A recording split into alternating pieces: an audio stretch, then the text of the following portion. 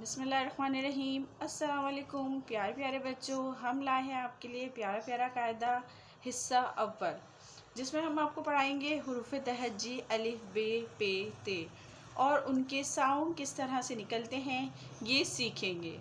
चलिए तो पढ़ते हैं हम अपना कायदा।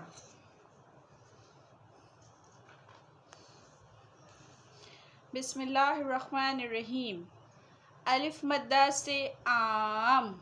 अलिफ मद्दा का साउंड कैसे निकलता है? आम। अलिफ मद्दा से आम, आम। अलिफ से अनार। अलिफ का साउंड कैसे निकलता है? अलिफ का साउंड कैसे निकलता है? अनार, अनार। अलिफ से अनार। बे से बकरी, बे से बिल्ली। बे का साउंड कैसे निकलता है? बा बकरी, बा बिल्ली। पे से पतंग, पे से पंखा, पतंग, पंखा। पे से पतंग, पे से पंखा।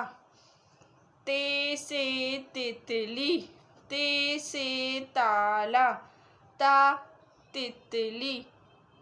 ते का साउंड क्या है? तितली, ताला। टे से टेलीविज़न, टे से टेलीफोन। टे का साउंड क्या है? Television, telephone. से समर, से समर। से का साउंड क्या है? Summer, summer.